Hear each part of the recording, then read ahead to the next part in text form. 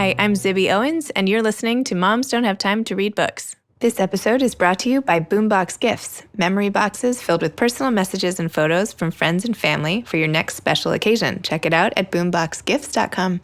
Hi, Moms Don't Have Time to Read Books listeners.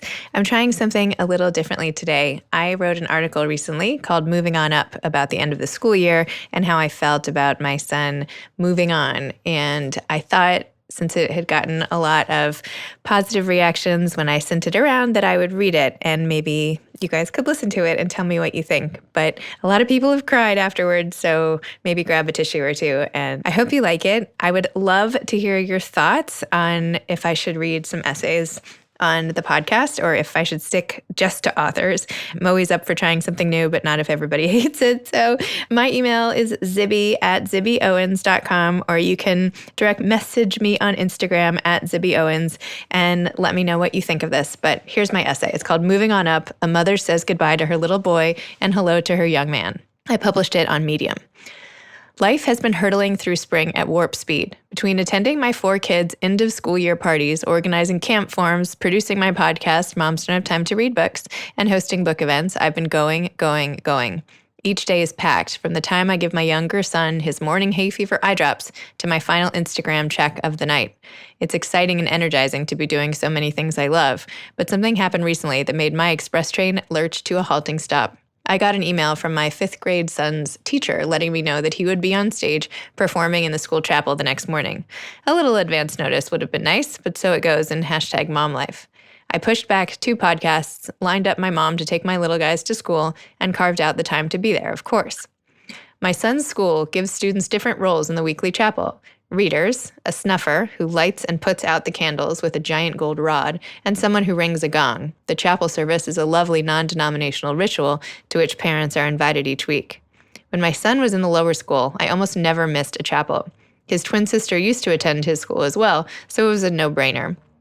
I found over time that chapel was not only my favorite part of the school and made me truly feel part of the community, but it also became my favorite part of the week, a time to pause and regroup.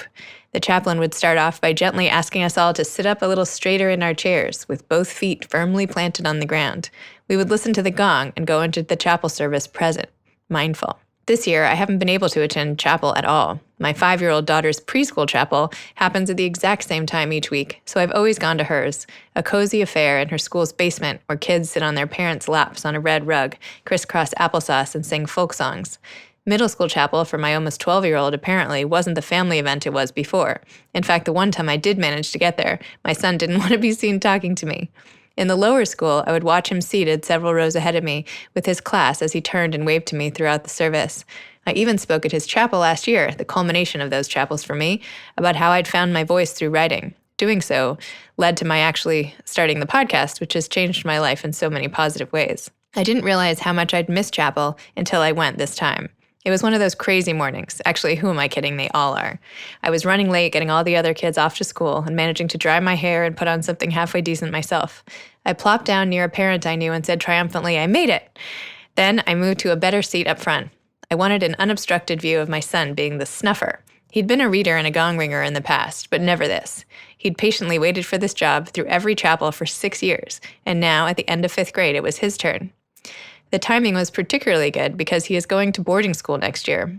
I swore I'd never send a child to boarding school, but he researched it, asked for it, and fell in love with a particular school that also seems to have fallen in love with him. It appears to be a match made in heaven, and he has been counting down the days until he can leave the craziness of our home, the hectic pace of New York, and escape to the countryside. It's what he needs. We all know this. I haven't been sad about it because it's so the right decision for him, and all I want is for him to be happy and thrive in an environment that allows him to become his best self. But chapel jolted me into the reality that he was leaving. My son walked on stage holding the gold rod, only the sounds of the piano playing, the room otherwise silent, reverent. I watched him as he carefully lit the candles and then walked to his seat on stage and placed the rod purposefully beside him on the ground. I couldn't believe it. Standing there in the aisle, videoing the whole thing on my phone, I felt like life had been fast-forwarded. How did my son get so big? Wasn't he just in kindergarten?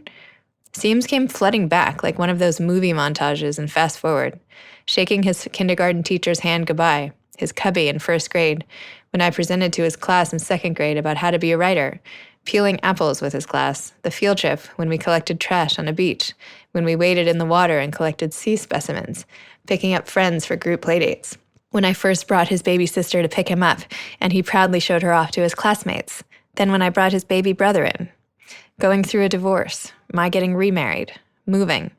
A lot has happened to all of our lives since that first kindergarten chapel. And there he was, mature, handsome, strong, almost as tall as me, his feet bigger than mine, confident, proud. I burst into tears. I cried for the entire chapel, which, to make matters worse, was a roundup performance of all the best songs of the year, including A Million Dreams, the lyrics. I close my eyes and I can see the world that's waiting up for me, that I call my own. Through the dark, through the door, through nowhere, through where no one's been before, but it feels like home. They can say it all sounds crazy. They can say I've lost my mind. I don't care, so call me crazy. We can live in a world that we design. I mean, really, I was absolutely bawling. How had the time passed like this? When, in all those crazy mornings and stressful bedtimes and all the rest of it, had my son emerged to be this young gentleman?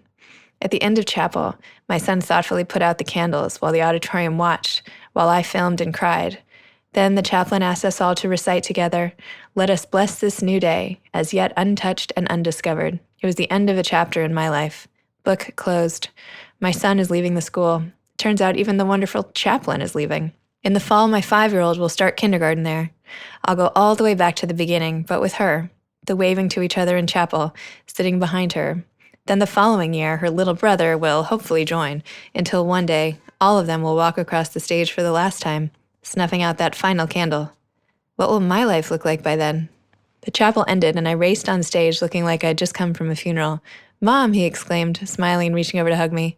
"Mom, stop crying. Are you okay?" I just nodded and cried. "I'm so proud of you," I sobbed. "I gotta go to class," he said, looking me in the eye. "Love you, Mom. Bye." And he rushed off. I was such a mess that the music teacher, who had been leading the chapel, walked up to me and said, "I think you can use a hug." She hugged me tightly and kindly. The smoke from the candles wafted up towards the ceiling as I walked out of the chapel. The feeling of profound loss coursed through me. I had lost who he was, that little boy, all we'd gone through together, the good and bad.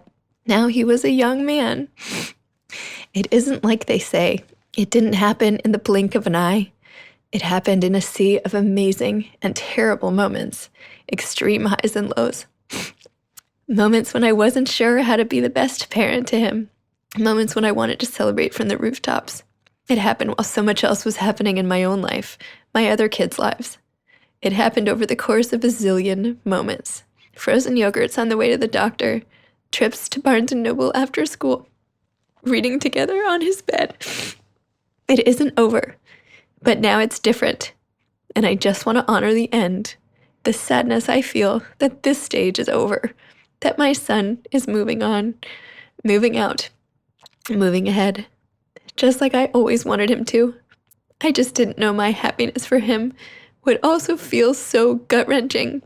Let us bless this new day. Oh my gosh, I'm a mess. That was the end of the article, by the way. Anyway, is anyone else feeling the way I am at this time of year? If anybody else is going through something similar or has kids getting older, I'd love to hear about it.